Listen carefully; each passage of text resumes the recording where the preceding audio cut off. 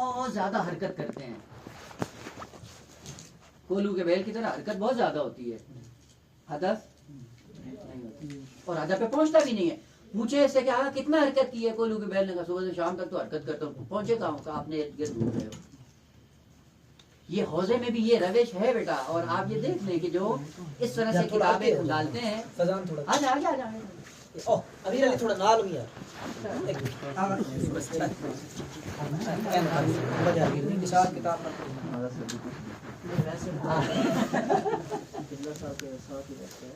دیکھیں آپ امیر المومنین،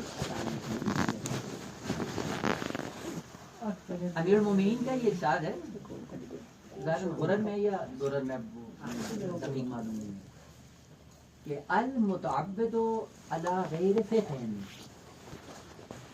کالحمار الطاحونہ. ایک طرح سے میں نے اشارہ کیا تھا یہاں پہ، اور نہیں پتا کس نے پیگیری کی یا نہیں کی.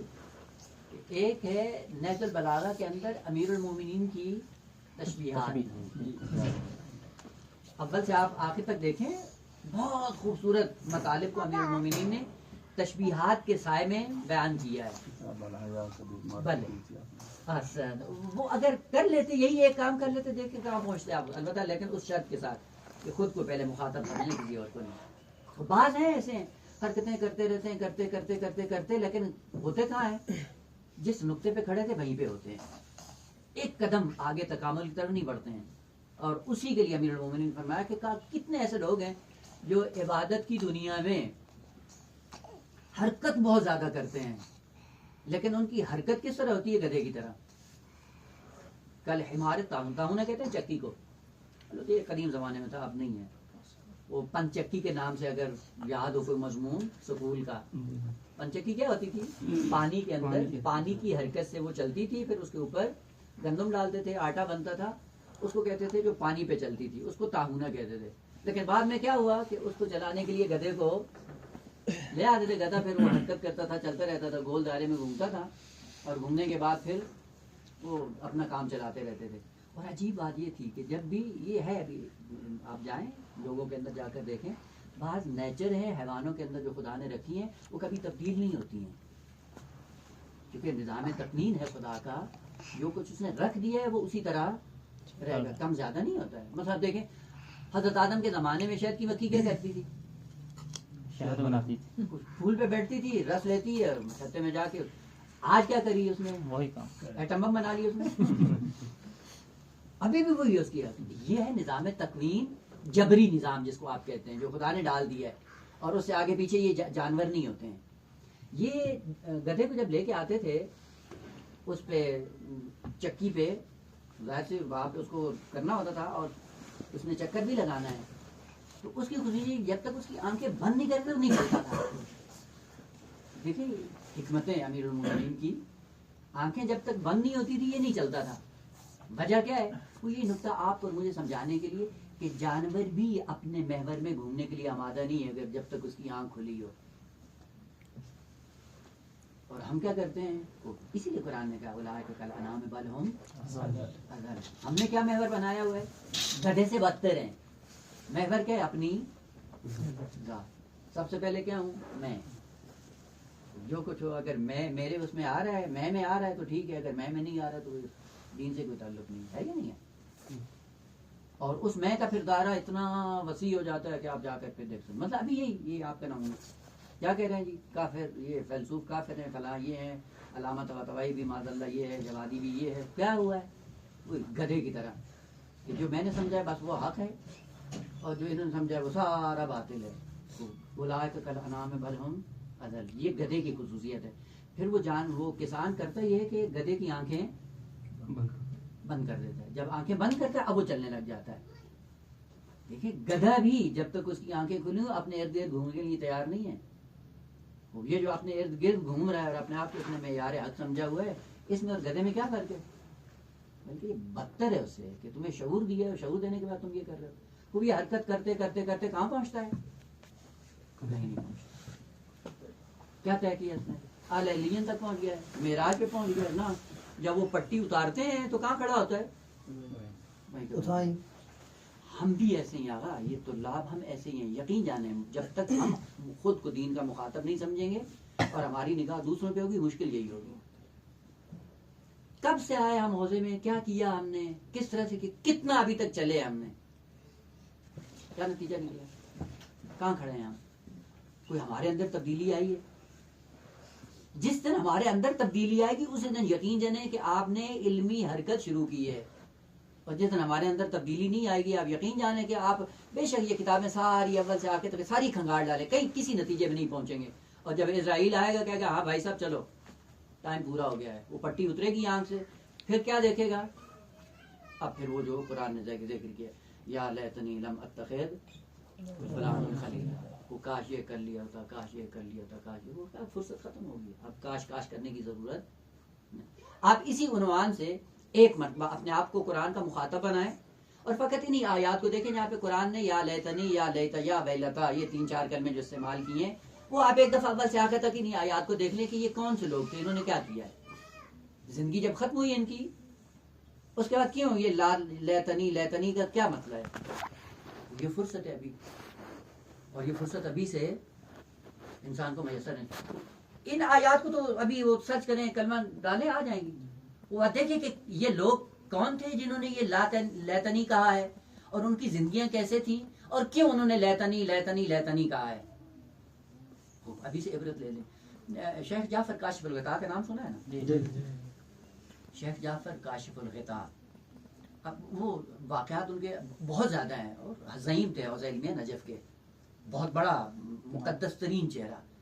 لیکن اپنے آپ کو کبھی کبھی جب خلوت میں بیٹھتے تھے نا، تو اپنے آپ کو پھر مخاطب کر کے کہتے تھے، اچھا جب تم حوضے میں آئے تھے تو تم فقط جا سکتے، پھر پڑھتے رہے حجت الاسلام بن گئے، پھر حجت الاسلام جعفر بن گیا، پھر آیت اللہ جعفر بن گیا، پھر آیت اللہ العظمی جعفر بن گیا، اور پھر حجت الاسلام والمسلمین سے کراس کرتے کرتے آیت اللہ العظمی سے نکل کے شیخ جعفر کاشف الغطاء بن گئے. یہ کاشف الغطاء لقب ہے ان کا، اور یہ کاشف الغطاء کا لقب ایسے نہیں ملا تھا. جتنے دقیق ترین متون تھے جو شرح اس بندے نے کی ہے کسی کے دم میں نہیں تھا. یعنی ایسے رموز عربی کے غموز جب وہ واضح کرتا پتہ چلتا ہے یار یہ اتنا آسان مطلب تھا. جب وہ بیان کرتا ہے پھر پتہ چلتا ہے کتنا آسان ہے. پھر تم کاشف الغطاء بھی بن گئے، پھر تم حرم کے امام جماعت بھی بن گئے، باسن. اب یہ سارے القاب آخر میں پتہ کیا کہتے ہیں اپنے آپ کو؟ تو پھر ابھی ایک وقت آنے والا ہے جب اسرائیل آئے گا تو یہ سارے القاب تیرے ادھر ہی رہ جائیں گے، تو ہے اور پھر وہی جعفر ہے. اس کے لیے کیا کیا ہے آپ نے؟ آغا یقین جانیں کہ جب تک آپ مخاطب نہیں بنیں گے دین کے، آپ کہیں نہیں پہنچ سکتے ہیں. لہذا پہلی صورت میں ایک کلمہ بھی آپ کسی کتاب کا پڑھیں تو سب سے پہلے یہی ہے کہ اپنے اندر اس علم کے نتیجے میں کوئی تبدیلی محسوس کرتے ہیں یا نہیں کرتے ہیں. اگر کرتے ہیں باطن خدا کا شکر ادا کریں، اور یہ بہت بڑی نعمت ہے. البتہ ہے ابحاث میں انشاءاللہ مزید جا کر پڑھیں گے، علم انسان کی زندگی میں ہدف نہیں ہے. پہلے مرحلے میں یہ یقین جان لیں کہ علم قطعاً ہدف نہیں ہے. علم آپ کے لیے وسیلہ ہے.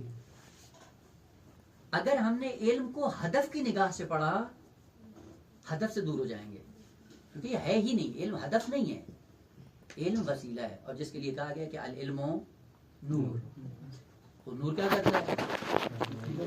روشن دیتا ہے، راستہ دکھاتا ہے. اگر راستہ دکھائے یہ علم اور ہم نہ چلیں، اس علم کا ہے فائدہ؟ وجود عدم اس کا مساوی ہے. چلا دکھا دیا اس نے، دکھائے یا نہ دکھائے میری زندگی میں کوئی تبدیلی نہیں آئی.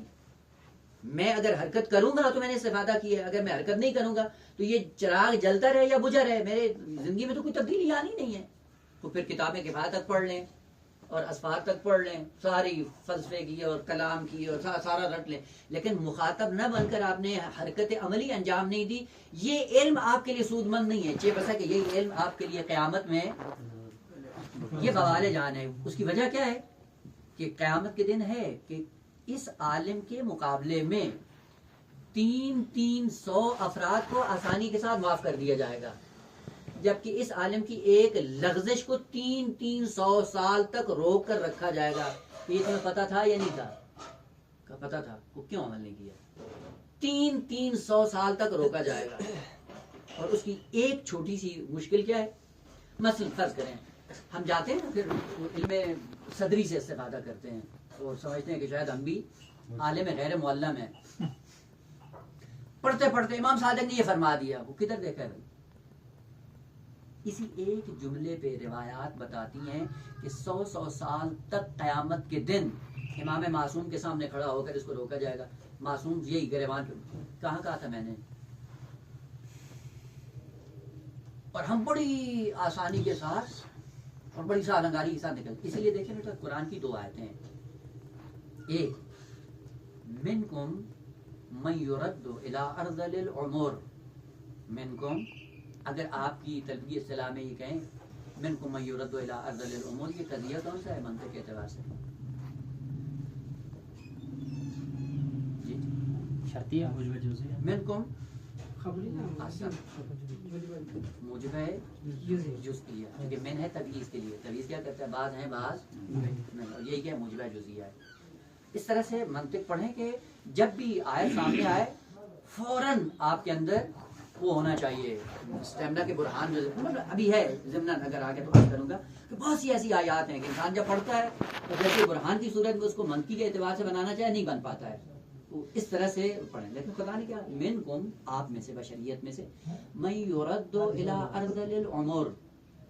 عمر کا جو آخری حصہ ہوتا ہے اسے کہتے ہیں ارذل. ارذل یعنی اس کے بعد پھر ختم ہے. یعنی زندگی کا جو آخری مرحلہ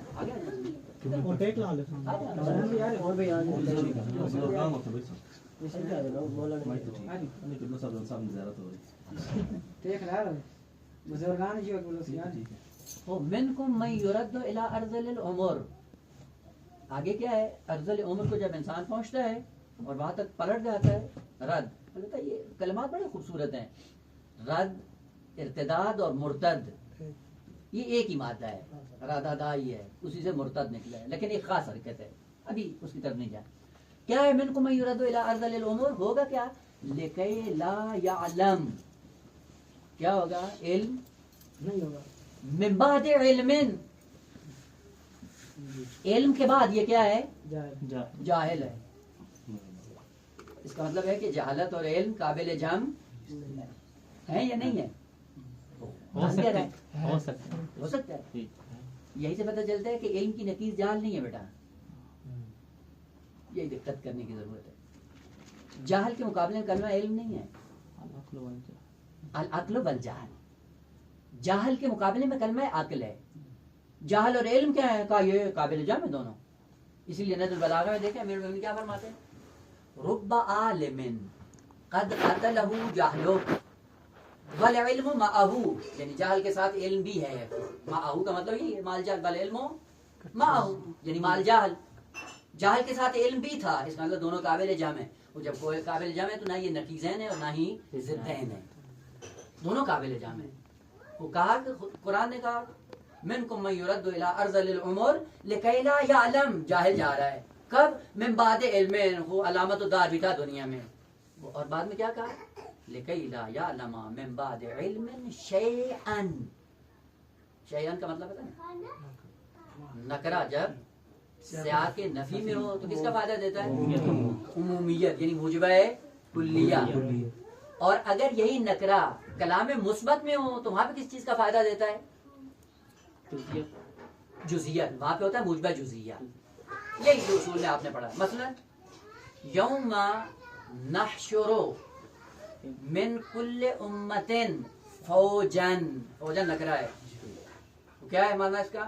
یوم نحشر معشور کریں گے من کل امتن ہر گروہ سے، فوجن ایک گروہ. کون سا؟ سب. اور یہ کیا ہے؟ یہی رہ جاتا ہے موجبہ جزئیہ. نکرہ سے آ کے مثبت میں مفید موجبہ جزئیہ ہوتا ہے. وہ قرآن نے کہا کہ اور یہ آیتیں 2 ہیں، ایک میں من ہے اور ایک میں من نہیں. البتہ اس کی چاشنی الگ ہے. منکم من یرد الی ارذل العمر لکی لا یعلم من بعد علم شیء، اور ایک آیت میں کہ من کو نکال کے لکی لا یعلم بعد علم شیء، کچھ بھی نہیں جانتا ہے. اور یہ ذہن میں رکھ لیں کہ جیسے آپ کی دنیا ہے ویسی آپ کی آخرت ہے، جیسی آپ کی موت ہے ویسا آپ کا حشر ہے.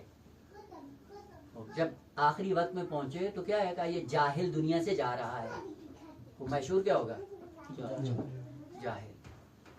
اب پھر وہاں پہ کہیں گے ہم نے تو اتنی کتابیں پڑھی تھی کیا ہوئی؟ کدھر گئیں؟ ساری ختم ہوگی. وجہ کیا ہوئی ہے کہ آپ نے فقط علم حاصل کیا تھا اور اس علم کو محفوظ نہیں کیا تھا. جب محفوظ نہیں کیا تو یہ کیا ہے؟ جاہل دنیا. میں اس کا ایک نمونہ یہ دنیا میں عرض کرتا ہوں. کتنے ایسے لوگ ہیں جنہوں نے ادبیات پڑھی ہوئی ہیں یا نہیں ہے؟ بعض علامت و دار بنے ہوئے ہیں ادبیات کے. تھوڑی سی ان کی عمر ڈلتی ہے، ان سے جا کے پوچھو آقا یہ اضافت لفظی اور معنوی کیا ہوتی ہے؟ کیا کہتے ہیں؟ وہ یاد تھا، پڑھا تھا، پڑھایا تھا. اب کیا ہے؟ یہ کیوں بھولا ہے؟ کیونکہ جس کو حفظ کرنا تھا اس کے انداز سے اس نے حفظ نہیں کیا ہے. وہ تمرین کر دی تھی، وہ تمرین کرتے تو اصل قاعدے کو یاد کرنے کی ضرورت ہی نہیں تھی. وہ آیت یاد ہوتی، وہ یہ قانون آپ کے ذہن میں بیٹھ جاتا ہے. اسی حافظے کے ساتھ دنیا سے جاتے.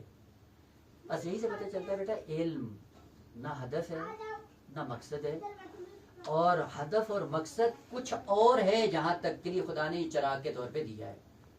اور اس کی شرط اساسی یہی ہے کہ علم آپ کی ذات کا اس وقت حصہ بنے گا جب آپ نے علم کو محفوظ کیا. وہ کیسے محفوظ کرنا ہے نا روایت میں کہ العلم وحشی قیدوہ بال. تو کیا سمجھا ہم نے؟ کہ لکھو یہ ایک مصداق ہے، معنی یہ نہیں ہے. کتابت سے کیا سمجھتے ہیں؟ نئی کتاب لکھا ہاں غلط ہے. یہ نہیں ہے. کتابات کا معنی کیا ہوتا ہے؟ لکھنا. لکھنا نہیں ہے. کتابت کا معنی لکھنا نہیں ہے نا. کتابت کا معنی ہوتا ہے جمع آوری.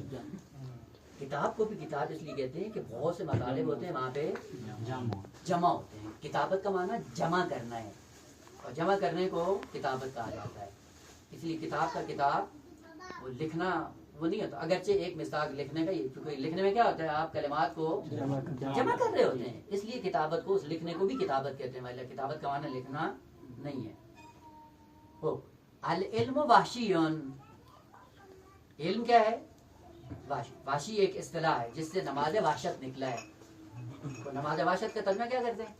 اس کے لیے تو آج وہ حدیث کے پڑھنے والے دوست آنا کہہ رہے ہیں کہ مجلسی نے بیان کیا کہ اہل بیت سے یہ نماز وحشت جو ہے نا وہ نہیں، یہ عامہ سے جو ہے نا وہ روایت باقاعدہ طور پہ آئی ہے. نماز وحشت جو ہے نا وہ اہل بیت سے جو ہے نا باقاعدہ طور پر نقل نہیں ہوئی.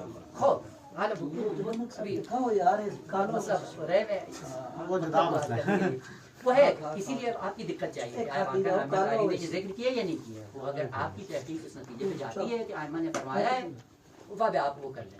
اگر وہ نہیں ہے تو پھر آپ کو حق نہیں پہنچتا کہ آپ احمد پر منسوخ کر کے یہ بات ممبروں سے جا کے لوگوں کو بتائیں. کہا کہ العلم وحشی. وحشت کا معنی کیا ہوتا ہے؟ وحشت کا معنی ہوتا ہے تنہائی. اسی سے وحشی جانوروں کو جو کہا جاتا ہے، کیوں کہا جاتا ہے؟ کیونکہ ان کی زندگی تنہا ہے، اجتماعی زندگی نہیں ہے. اسی لیے کہا جاتا ہے کہ یہ کیا ہے؟ تنہا. وحشت تنہائی کو کہتے ہیں. وحشت کا معنی خوف نہیں ہے. جب اس عالم میں جاتا ہے تنہا تنہا ہے. پہلا یہ ہوتا ہے کہ ہم لفظ کا ترجمہ غلط کرتے ہیں، پھر اس کے بعد میں کہتے ہیں اچھا یہ پھر مومنین کے لیے بھی ہے، بھلے وہ بھی تنہا جاتے ہیں، وہ بھی وحشی ہیں. العلم وحشی. علم کیا ہے؟ یہ تنہائی طلب ہے. نہیں رہے گا آپ کے نفس میں، نہیں رہے گا آپ کے حافظے میں، نہیں محفوظ ہوگا جب تک کہ آپ نے اس کو مقید نہ کیا. قید کرو اس کو. لیکن قید کیسے کرنا ہے؟ یہ وہ نہیں کرنا ہے. زیادہ ہے، میں مجھ سے پی نہیں جاتی، پھر زبردستی پینی پڑتی.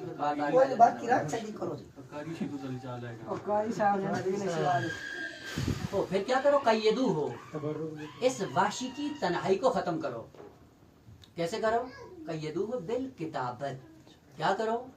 کاتب بنو. کاتب ہی جمع کرنے والا. لیکن جمع کہاں پہ کرنا ہے؟ اپنے نفس میں. بس نفس ہے آپ کا صحیفہ، آپ ہو کاتب. اس نفس میں اگر آپ نے علم کو ڈال لیا تو یہ علم آپ کے پاس رہے گا، اور اگر اس میں نہیں ڈالا تو یہ بھاگ جائے گا، فرار کر جائے گا. وہ ہم نے سمجھا وہ رجسٹر پہ لکھنا ہے. بس ایسے ہوتا، کاپی ملتی نہیں بعد میں کیا لکھا تھا کہاں گئی. اسی لیے خداوند عالم نے کیا کہا کہ انسان اگر تو کاتب بن کر آیا ہے تو اس کے پاس ہر چیز موجود ہوتی ہے. لہذا خدا نے بھی کہا کہ ہم حساب کتاب نہیں کریں گے. اقرا کتابک، کھول ذرا اپنی کتاب کو. کون سی کتاب؟ جس کو خود تم نے جس کو تم نے جمع کیا. کفا بنفسک اليوم علیک حسیبا. خود دیکھ لو کیا لے کے آئے ہو. معلوم ہے نا کہ بس یہاں سے پتہ چلتا ہے کہ وہ علم انسان کی ذات کا جب تک حصہ نہیں بنتا وہ وحشی ہے. اس علم کو اہلی بناؤ. ہوتے ہیں نا جانور وحشی ہوتے ہیں، جب وحشی ہوتے ہیں تو بھاگتے ہیں انسان سے. پھر آپ کیا کرتے ہیں؟ ان کو سدھاتے ہیں، پیار کرتے ہیں، محبت کرتے ہیں. محبت کرنے کے نتیجے میں ایسا ایسا وہ آپ کے مانوس ہو جاتے ہیں. اس کے بعد آپ اس کو وحشی نہیں کہتے ہیں، کیا کہتے ہیں؟ یہ اہلی ہے. اہلی ہے یعنی آپ سے مانوس ہو گیا ہے، آپ سے جدا نہیں ہوتا ہے. علم واقعاً وحشی ہے، اور اس کا ایک ہی طریقہ ہے اہلی بنانے کا کہ اگر آپ نے علم کے مطابق عمل کیا، اگر علم کے مطابق عمل کیا، یہ علم وحشی پنے سے نکل کے اہلی بن جائے گا. اور خدا نے کہا کہ جنہوں نے علم کو حاصل کیا اور علم وحشی ہی رہا، ان کا کیا ہوگا؟ لِكَيْ لَا يَعْلَمَ مِن بَعْدِ عِلْمٍ شَيْئًا. اگر چاہتے ہیں کہ قیامت کے دن عالم ہی محشور ہوں تو اس علم کو قیدوہ بالکتابہ، کتابت کہاں کرنی ہے؟ نفس انسانی میں، صحیفہ نفس میں اس کو جمع کرنا ہے. اگر وہاں پہ جمع کر لیا عزیز من تو یہ آپ کی ذات کا یہ حصہ بھی ہے، اور ذات کا حصہ بننے کے بعد آپ کو عالم بھی کہا جائے گا. اور اگر یہ نہیں ہوا ہے تو پھر کیا ہے؟ اب وہ ہوتا ہے ہم کو ادنی ترین فرد کو حقیقت سمجھ بیٹھتے ہیں نا روایات میں کہ من حفظ من امتی 40 حدیثا تو ہوگا کیا؟ بعثہ اللہ یوم القیامت فقیہا عالما. ہم نے سمجھا یہ 4 حدیثیں ان کا رٹا لگا لینا، رٹ لیے بس ہم. عالم نہیں، حافظ. حافظ کون سا؟ یہ نابینا حافظ ہے. حفظ سے مراد ہاں وہ بھی یاد نہیں ہے، وہ ایک الگ بات ہے. لیکن حفظ سے مراد قطعاً یہ نہیں ہے بیٹا. دین کو گہرائی سے سمجھیں. اسی لیے خداوند عالم کل قیامت کے دن جب پہنچیں گے تو خداوند عالم سب کے لیے اقرا کتابک، پھر پوچھنے کی ضرورت نہیں ہوگی کہ اس وقت آپ نے کیا کیا، اس وقت آپ نے کیا کیا. اور یہ بھی یہاں پہ یہ چیز رکھ لیں بیٹا کہ یہ سوال و جواب کا سلسلہ جو عالم دنیا میں ہے نا وہ مختلف ہے عالم آخرت سے. ہم نے عالم آخرت کو بھی عالم دنیا کی طرح سمجھا ہوا ہے کہ وہاں پہ بھی خدا پوچھے گا ہاں اس ٹائم نماز پڑھی تھی، پڑھی تھی، پتہ چلے گا کہ نہیں پڑھی تھی، پھر خدا کے سامنے بھی جھوٹ بولے گا. یہ نہیں ہے. دیکھیں یہ چیزیں جو جھوٹ یا صدق، خیر یا شر، حق یا باطل، یہ 2 متضاد جو مفہوم ہیں وہ فقط عالم دنیا کا حصہ ہے. ابھی عرض کرتا ہوں یہاں پہ فقط 2 چیزیں اس عالم دنیا کا حصہ ہے. اور وہ کیا ہے؟ کیونکہ اس عالم کی خصوصیت یہ ہے کہ حق اور باطل ہر 2 ہیں، خیر اور شر ہر 2، صدق و کذب ہر 2 ہے. اس لیے یہاں پہ کوئی سچا ہے کوئی جھوٹا ہے، اور تیسرا فرد ہوتا ہے اس میں آدمی کو شک ہو جاتا ہے کہ یہ آدمی سچا ہے یا جھوٹا ہے. کیوں یہ شک ہوا ہے بھائی؟ دونوں چیزیں، چونکہ دونوں چیزیں یہاں پہ ہیں. لیکن جہاں پہ آپ یہ کہیں کہ آقا یہاں پہ صرف سچ ہی سچ ہے، وہاں پہ شک ہوگا. کیوں شک نہیں ہے؟ اسی کے بارے میں. اسی لیے دیکھیں قرآن نے 2 تعبیریں استعمال کی. ربنا انکا جامع الناس لیوم، یعنی آپ جمع کرو گے پوری بشریت کو، لیوم ایک دن کے لیے. اس کی خصوصیت کیا ہے؟ لا ریب فیہ. کیوں لا ریب فیہ ہے؟ لا نفی جنس ہے نا، کسی قسم کا ریب نہیں ہے. کیوں نہیں ہے؟ اس لیے کہ وہاں پہ دوئیت کا تصور ہی جو کچھ ہے وہ کیا ہے؟ دو لپن ہے ہی نہیں. وہ پس جب متضاد ہے ہی نہیں تو وہاں پہ کیا کرو گے؟ وہ کسی کو شک بھی نہیں ہوتا ہے. مثلا فرض کریں کہ اس کمرے میں آپ سے کہا جائے کہ اس کمرے میں فقط قلم ہے، کتاب یا کاپی نہیں ہے، پہلے سے آپ کو پتا ہو کہ اس میں ایک ہی چیز پڑی ہے، تو آپ کو شک ہوگا کہ یہاں پہ کتاب بھی ہے یا نہیں ہے؟ کیوں نہیں ہوگا؟ کیونکہ پہلے سے پتا ہے کہ اس کے اندر کون سی چیز ہے. بس یہ عالم دنیا کی خاصیت ہے کہ جہاں پہ حقیقت اور اعتبار دونوں چیزیں آپس میں ملی ہوئی ہیں. تو اس لیے امیر المومنین نہج البلاغہ میں ذکر کیا نا، سمیت الشبہۃ شبہۃً، کیوں؟ حق اور باطل کی طرح. چونکہ باطل شابہ الحق، باطل کیا ہے؟ اعتبار. حق کیا ہے؟ تکوین، حقیقت. لیکن اس حقیقت کے ساتھ ایک اعتبار بھی ہے، یعنی ایک نمونہ سیمپل 2 نمبری جو ساتھ میں ہے وہ بھی ایک نمونے کے طور پہ موجود ہے، لہٰذا انسان کو شک ہوتا ہے یہ اصل ہے یا نقل. جہاں پہ نقل کا تصور ہی نہیں ہوگا وہاں پہ کوئی شک کی گنجائش نہیں. وہ جہاں پہ شک کی گنجائش نہیں وہاں پہ پوچھنا پڑے گا کہ نماز پڑھی ہے نہیں پڑھی ہے. لہٰذا وہاں پہ سوال تکوینی ہے عزیز من، سوال اعتباری نہیں ہے. پھر آپ کو کہ ہاں جی میں نے وہاں پہ نماز پڑھی تھی یا نہیں پڑھی تھی، بلکہ کیا ہوگا؟ تو نماز آپ کے ساتھ کھڑی ہے، اس لیے ہے نا لما شہدتم علینا، انہی اعضاء و جوارح سے مخاطب ہو کے انسان کہے گا کیوں ہمارے خلاف بولتے ہو؟ جواب کیا ہے؟ انطقنا اللہ الذی انطق کل شیء. تجھے خدا نے گویائی دی تھی دنیا میں، تو خدا نے ہمیں بھی گویائی دی ہے. یہ گویائی بھی اعتباری نہیں ہے، یہ بھی حقیقی ہے، یہ سامنے موجود ہوگا. اور یہ احتجاج کریں گے کہ ہمیں خدا نے تیرے اختیار میں قرار دیا تھا، ہم تو نہیں چاہتے تھے خدا کی معصیت کریں، تیرے حکم کی بنیاد پہ ہم نے معصیت خدا کی، کیوں مجبور کیا؟ اور یہ کیوں کی زبان بھی زبان تکوین ہے، نہ زبان اعتبار یا تشریح، وہ نہیں ہے. وہ عرض کرنے کا مطلب یہ تھا کہ پہلا نقطہ اپنی زندگی میں یہ آپ کریں کہ اپنے آپ کو مخاطب سمجھیں دین کا، اپنے آپ کو مخاطب سمجھیں علم کا، اپنے آپ کو مخاطب سمجھیں تعلیمات دینی کا. دوسرے جائیں بھاڑ میں، وہ نہیں ہے. اس کے لیے الگ سے وظیفہ ہے کہ کیا کرنا ہے. احمد عادی نے ذکر کیا ہے. بس پہلی ہماری ذمہ داری یہ ہے کہ ہمیں خود مخاطب بننا ہے قرآن کا، حدیث کا، دین کا، تعلیم کا. میں ادبیات کی کیا پڑھ رہا ہوں، کس لیے کل پڑھاؤں گا، یا پاکستان میں گیا تو پوچھیں گے کیا کیا ہم نے، یہ پڑھی اور وہ پڑھی. اور وہاں پہ پھر کیا ہوتا ہے، بس اوقات وہ چونکہ ہوکا ہوتا ہے نا شہرت کا، اور جب ہوکا پڑتا ہے تو پھر بس اوقات نام ہی غلط یاد ہوتے ہیں. جب نام بتاتے ہیں تو پتہ چل جاتا ہے کہ یہ بیچارہ کتاب کیا پڑھ کے آیا ہے. اس کا مطلب ہے آپ کو میں نے مخاطب نہیں سمجھا. پہلی چیز اپنے ذہن میں یہ ڈال لیں کہ جو کچھ آپ نے پڑھنا ہے اس کے مخاطب اپنے آپ کو سمجھ کے آپ نے پڑھنا ہے. یہ کتاب مجھ سے مخاطب ہے، یہ کتاب میری تبدیلی چاہتی ہے اور میرے اندر اس کا اثر ہونا چاہیے. دوسری تو جو احمد علی نے ذمہ داری ذکر کی وہ یہ تھی، کونوا دعاۃ الناس بغیر السنتکم. یہ ذمہ داری ہے جو ہم نہیں کرتے ہیں. لہٰذا ہم کبھی محفل میں بیٹھے ہوں، اگر کوئی واعظ بہترین بات کر رہا ہو تو فوراً ہمارے اندر مفادی بیگانے پلٹ کر ذہن میں آ رہے ہوتے ہیں، ہے یا نہیں آ رہی ہے؟ تو اس کا مطلب میں نے اس کو اپنا مخاطب نہیں سمجھا ہے. اور اس طرح سے اگر دین کے ساتھ ہمارا رویہ ہوگا، آپ یقین جان لیں نہ ہمارے اندر تبدیلی آئے گی نہ معاشرے میں تبدیلی آئے گی. اور اس کے لیے جو قرآن نے ذکر کیا ہے وہ کیا ہے؟ کمثل الحمار یحمل اسفارا. گدھے پہ اگر آپ لائبریری رکھ دیں کیا تبدیلی آئے گی؟ کوئی تبدیلی نہیں آئے گی. پہلا نقطہ اپنی زندگی میں آج سے یہ بنانا ہے آپ کو کہ آپ دین کے مخاطب بننے کی کوشش کریں. اور جب مخاطب بنتا ہے تو میں نے عرض کیا مثال کے ذریعے کہ اس کی نیند اڑ جاتی ہے. ظاہر ہے جو جس چیز کا مخاطب ہوتا ہے اس کا اثر اس کے اندر ظاہر ہوتا ہے. تو آج کے بعد جو کچھ دین فہمی کے لیے کرنا ہے، پہلی ذمہ داری یہ کہ آقا میں نے اپنے صفحہ نفس کو جہالت سے پاک کرنا ہے. پاک ہو گیا، عمل کے ذریعے خود بخود دوسرے پاک ہوتے رہیں گے.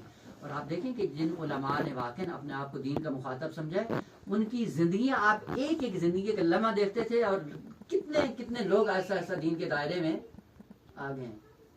یہی مرحوم جعفر کاشف الغطا پیش نماز سے حرم کے اندر پیسہ ملا وجوہات کا، تو انہوں نے تقسیم کر دیا.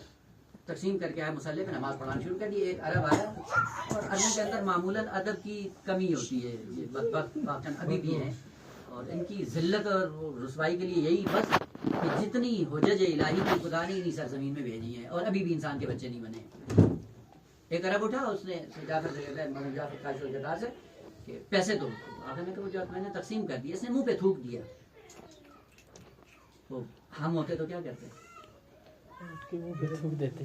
یہ ہوتا ہے جو دین کا مخاطب ہوتا ہے اس کی زندگی اور جو نہیں ہوتا اس کی زندگی میں فرق اتنا ہوتا ہے.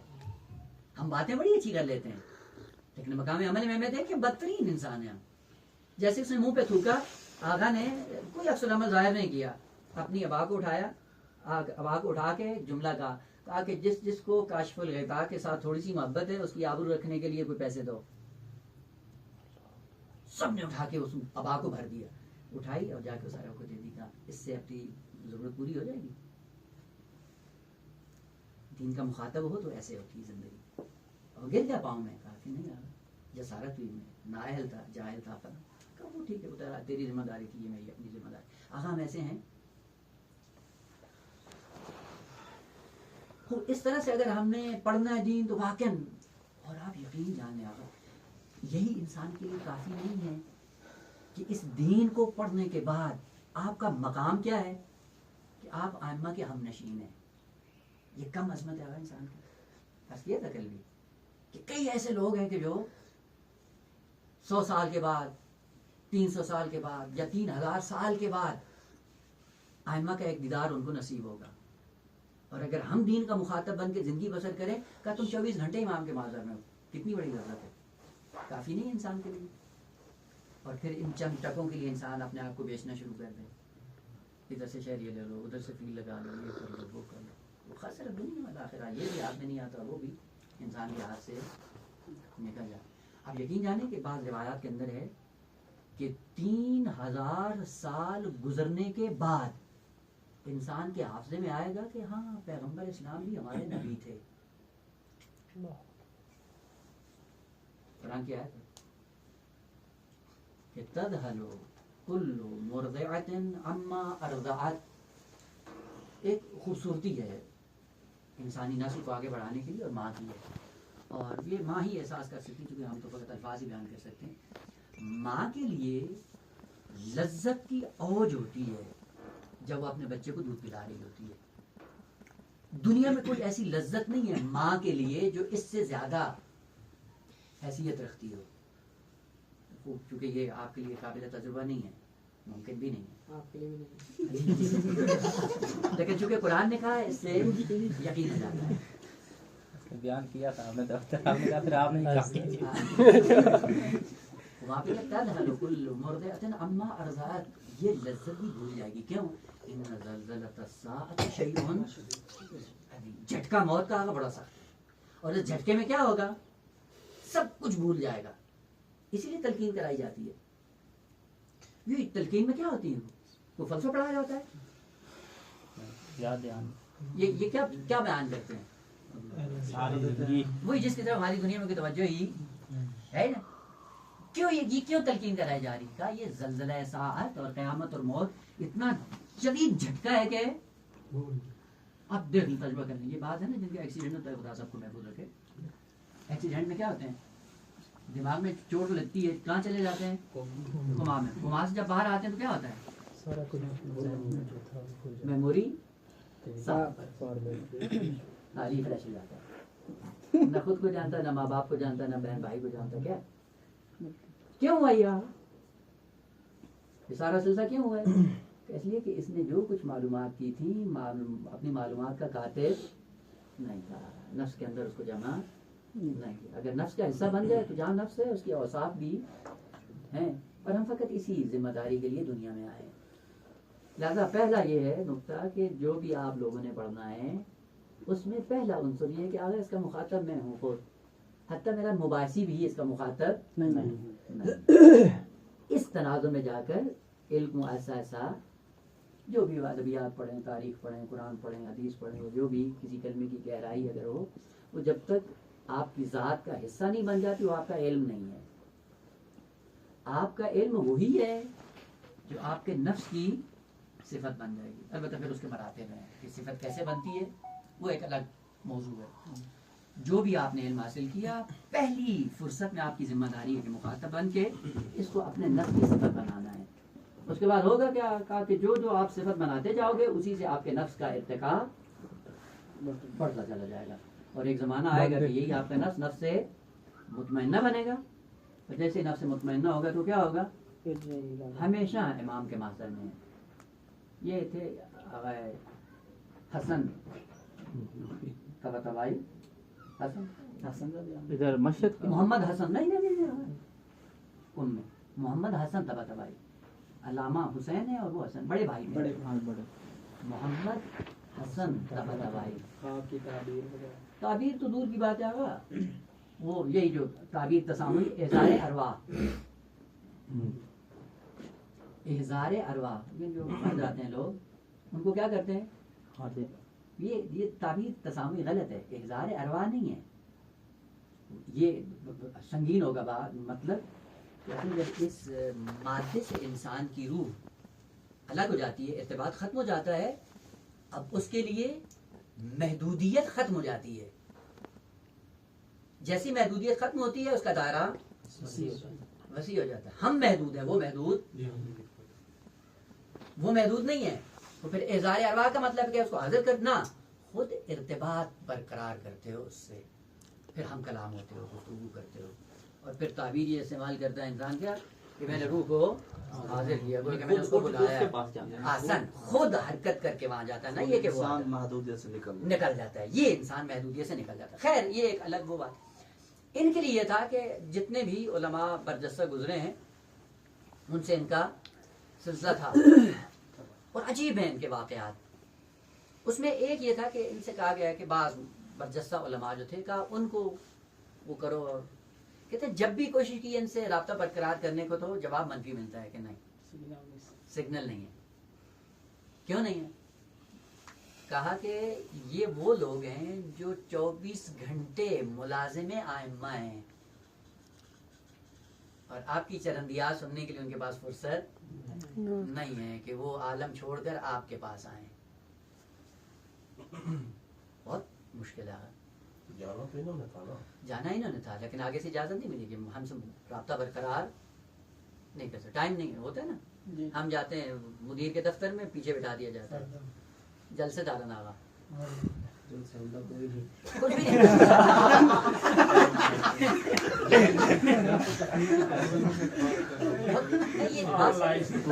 وہ جامعۃ المصطفیٰ کے مسئولیت کی بات ہے.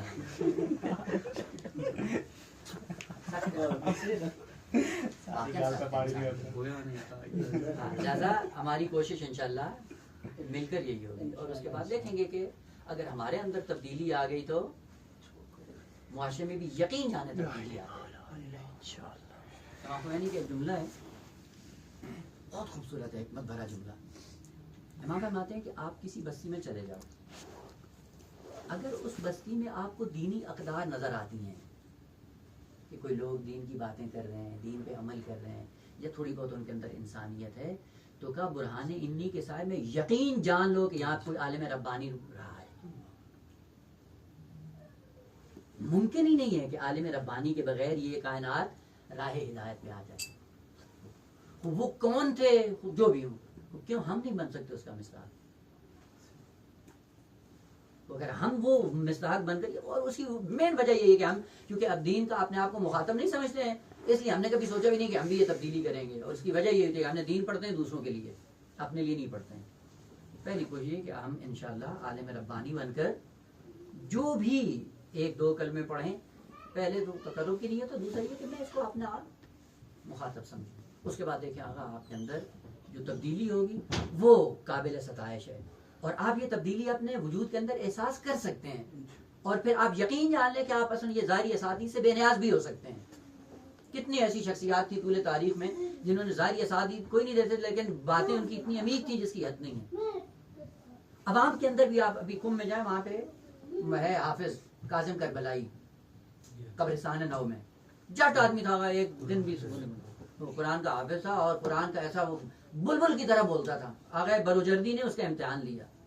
عجیب آدمی ہے وہ بعد میں اسے پوچھا کدھر پھر اس کی کہا امام زادہ تھا خلوص سے جاتا زیارت کر نابینا بھی تھا عجیب بات یہ کہ نابینا تھا اور اس کا کئی مرتبہ امتحان لیا گیا آیت لکھتے تھے عربی کی عبارت اور اس سے پوچھتے تھے بتاؤ یہ کون سی آیت ہے انگلی لگاتا تھا کہتا یہ قرآن نہیں ہے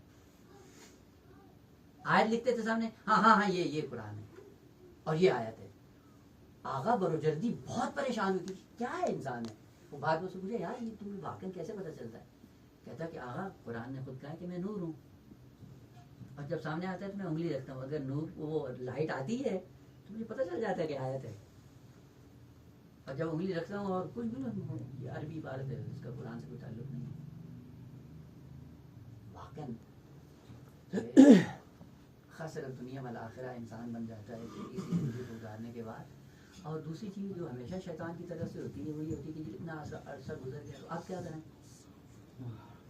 یہ ایک دوسرا حربہ ہے شیطانی انسان کی زندگی میں اور اس انسان کو رحمت خدا سے مایوس کرنے کا بھائی اگر آپ دنیا اور آخرت کی حقیقت سے آشنا ہو جائیں آپ کبھی بھی مایوسی کا شکار نہیں ہوں گے اور وہی ہے کہ خدا نے موت تک ہمیں فرصت دی ہے موت سے چند لمحہ پہلے بھی اگر آپ متوجہ ہو جائے وہی ایک لمحے کی توجہ 1000 سال کا سفر آپ طے کر سکتے ہیں اگر دین کی تعلیمات اس عنوان سے ہوں پھر کبھی مایوسی انسان کے اندر نہیں آتی ہے اور آپ نمونے آپ دیکھ لیں اور نے کیا کیا پہلی زندگی کیا تھی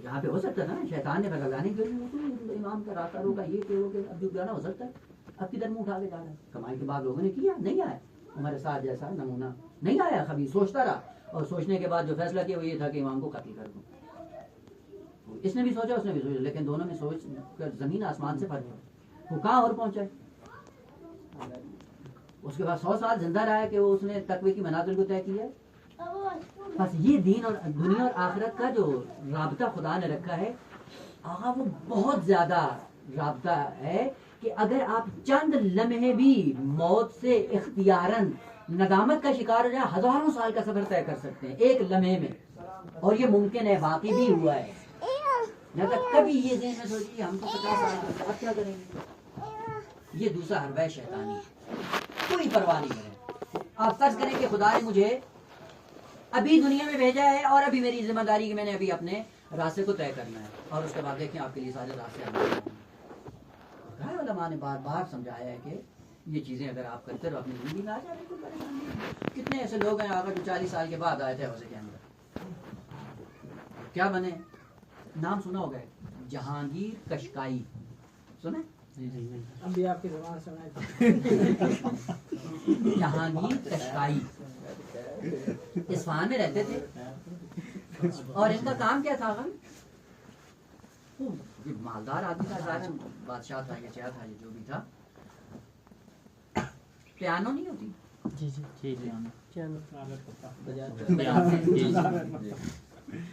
وہ بڑے شوق سے بجاتے بھی تھے اور شوق بھی ہوتا تھا سارا سلسلہ تو اس کی تار جو تھا ساری تاریں ہوتی تھی وہ ٹوٹ گئی تو گئے اس سے ٹھیک کروانے کے لیے کہا کہ یہ تار ٹوٹ گئی ہے تو اس کو ٹھیک کر لو اس نے کہا بیٹا دل کی تار کو پہلے آپ جوڑ لو اس کو میں بعد میں جوڑ لوں یعنی تمہاری زندگی گزر رہی ہے اس میں تمہارا خدا سے کوئی رابطہ نہیں یہ ایک جملہ سنا واپس 40-45 سال کی عمر کے بعد توجہ کی پڑھنا شروع کر دیا حوضے میں آ گئے مدرسے پڑھا آیت اللہ عظمیٰ بنا مرجع بنا لیکن عجیب بات یہ تھی کتنے برجستہ ترین علماء اس کے شاگرد ہیں مراجع لیکن زندگی بھر اس نے امامہ نہیں پہنا ابا نے کیا نہیں میرا ماضی ایسا تھا احترام کا تقاضا یہ ہے کہ میں ٹھیک ہے توبہ بھی کر لی سارے لیکن زیبا نہیں دیتا مجھے کہ میں اس لباس سے اپنے آپ کو ملبس کروں